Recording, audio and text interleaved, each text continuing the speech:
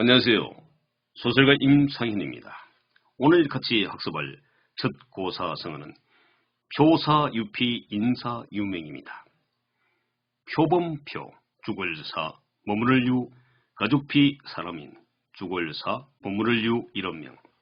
표사란 표범이 죽는다라는 뜻이고 유피란 가족이 남는다는 뜻입니다. 인사란 사람이 죽는다는 뜻이고 유명이란 이름이 남는다라는 뜻입니다. 즉, 이 말은 표범은 죽어서 가족을 남기고 사람은 죽어서 이름을 남겨야 한다는 말로 사람은 태어나면 이름을 후세에 남길 만한 일을 해야 한다는 것입니다. 유래를 살펴봅니다. 당나라 말기 주전충은 스스로 양나라의 왕이 되었다. 그의 밑에는 아주 용맹한 장수 왕은장이라는 사람이 있었는데 그가 후당과의 싸움에서 최선을 다했으나 병사가 적어서 심한 부상을 입고 적에게 사로잡히게 되었다. 그 후당의 왕이 그의 용맹에 탐이 나서 자신에게 항복하기를 권했다. 그러나 왕은장은 거절하면서 이렇게 말했다. 어찌 아침에는 양나라를 섬기다가 저녁에 당나라를 섬길 수 있겠습니까? 왕은장은 스스로 죽음을 선택했다. 그는 아주 무식하기는 했지만 평소 속담을 인용하여 이렇게 말하곤 했다. 표범은 죽어서 가족을 남기고 사람은 죽어서 이름을 남긴다. 이에 유래했다고 합니다. 네, 서임설에 봅니다. 표사유피 인사유명이라는 말이 있듯이 누구나 한 가지 일에 전념하면 자기 이름을 후세에 남길 수 있다. 네, 다음은 풍비박산입니다. 바람풍 날비, 우박박 흩어질 산. 풍비는 바람이 분다는 뜻이고 박산이란 우박이 흩어진다라는 뜻입니다. 즉, 사방으로 날아 산산이 흩어진다는 말로 하던 일이 잘 안되거나 사업이 망할 때를 비유하는 표현입니다. 쓰임새를 봅니다. 사업작정을 지나치게 하더니 결국 풍비박산이 났다. 네, 다음은 풍성학려입니다. 바람풍 소리성, 학학, 하구름려. 풍성이란 바람소리라는 뜻이고 학려란 학의 울음소리라는 뜻으로 바람소리나 학의 울음소리에도 놀란다는 말입니다. 즉, 한번 겁을 먹은 사람은 사소한 일에도 놀란다는 뜻입니다. 같은 말로는 자라보고 놀란 가슴, 소뚜껑 보고 놀란다가 있습니다. 유래를 살펴봅니다. 남북조 시대에 동진과 전진의 군사가 서로 대치하고 있었다. 전진의 군사들은 조금 후퇴한 후 적군이 강을 반쯤 건넜을 때 돌아서 반격하자는 작전을 세우고 일단 후퇴길에 올랐지만 반격은커녕 혼란만 일어났다. 아운들끼리 서로 밟고 엉켜서 죽은 군사가 가득했다. 겨우 목숨을 건진 군사들은 잔뜩 겁을 먹었는데 바람소리와 학의 울음소리만 듣고도 적군이 공격하는 줄 알고 도망치기가 바빴다고 합니다. 네, 다음은 풍수지탄입니다. 바람풍, 나무수, 어조사지, 탄시갈탄. 풍수란 바람에 나무가 흔들린다는 뜻으로 자식들 때문에 고생하시는 어버이를 빗댄 표현입니다. 탄은 탄식하다 라는 뜻으로 자식들이 철이 들어 효도를 하려 할 때는 어버이가 이미 세상을 떠난 것을 슬퍼한다는 것입니다. 즉, 효도를 하려 해도 어버이가 이미 돌아가시면 효행을 다 할 수 없으므로 부모가 살아계실 때 효도하지 않으면 그 뒤에 슬퍼하게 된다는 말입니다. 유래를 살펴봅니다. 공자가 이 나라 저 나라로 떠돌고 있을 때 고우라는 사람이 울고 있었다. 공자가 우는 까닭을 물으니 저는 공부를 한다고 집을 떠났는데 고향에 돌아가 보니 부모가 이미 세상을 떠나셨습니다. 자식이 효도를 다하려고 해도 그때까지 부모는 기다려주지 않습니다. 돌아가시면 이제 다시는 뵙지 못하는 것이 부모입니다. 저는 이제 이대로 서서 말라 죽으려고 합니다. 공자는 제자들에게 이렇게 말했다. 이 말을 명심해 두어라. 훈계로 삼을 만하지 않느냐. 이후 공자의 제자들은 고향으로 돌아가 부모를 섬겼다고 합니다. 네, 같은 말로는 풍목지비, 풍수지감이 있습니다. 네, 스님세례 봅니다. 우리 주변에는 부모님이 돌아가신 후 풍수지탄의 마음으로 후회를 하는 불효자들이 많이 있다. 네, 다음은 풍전등화입니다.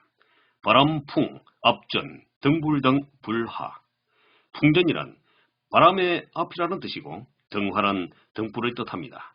즉 바람이 부는 바로 앞에 등불을 말하는 것으로 매우 위급한 상황을 뜻합니다. 같은 말로는 풍전등촉, 풍전지등이 있습니다. 네, 스님세례 봅니다. 임진왜란 때 곳곳에서 일어난 어병들이 풍전등화의 상태로 나라를 구했다. 네, 다음은 풍찬노숙입니다. 바람풍 먹을 찬 이슬로 잘숙. 풍찬이란 바람을 먹는다라는 뜻이고 노숙이란 이슬이 내리는 곳에서 잔다는 뜻으로 헐벗고 굶주리며 찬데서 잔다는 말로 의지할 곳도 없이 모진 고생을 한다는 뜻입니다. 스님세례 봅니다. 먼 애국장에서 풍찬 노숙을 하며 오로지 조국 항복을 위해서 싸운 독립유공자들. 네, 다음은 필부지용입니다. 짝필 사내부, 어조사지 날렐용. 필부란 사내를 뜻하는 말이고 용은 날뛴다는 뜻으로 마구 날뛰는 행동을 하는 사람을 뜻합니다. 이 말은 좁은 의견이나 주장을 가지고 함부로 날뛰는 사람에게 하는 말입니다. 유래를 살펴봅니다. 제 선황이 맹자에게 이웃나라를 사기기 위한 방법을 물었다.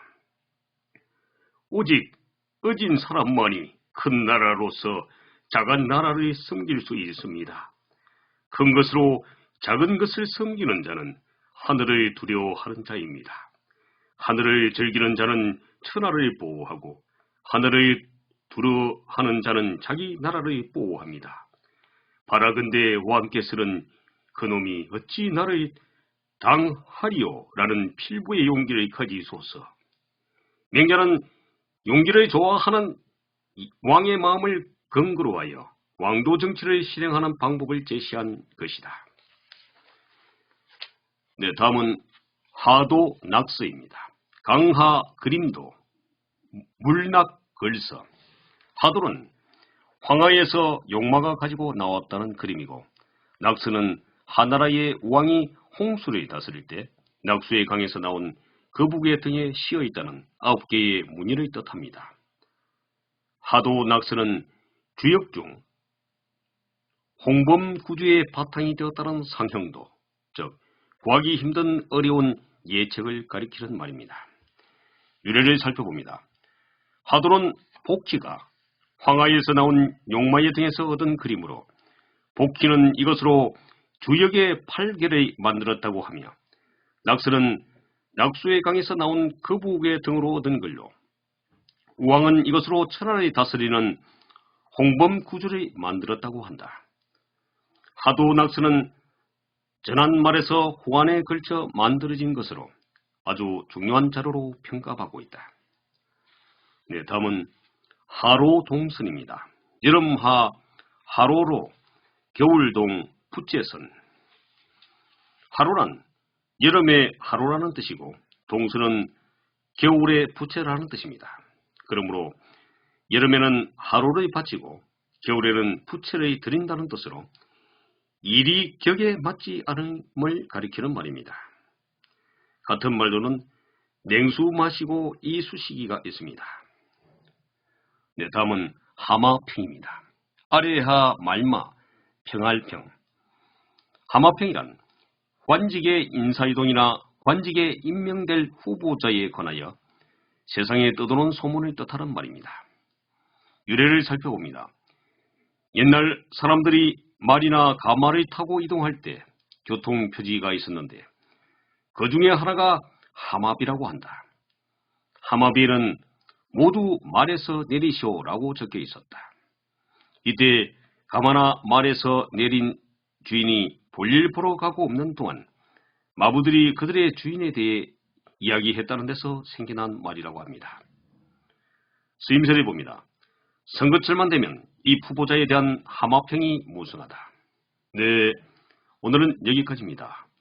오늘도 내용이 좋다면 좋아요와 구독을 부탁드립니다. 오늘도 좋은 하루 되세요. 감사합니다.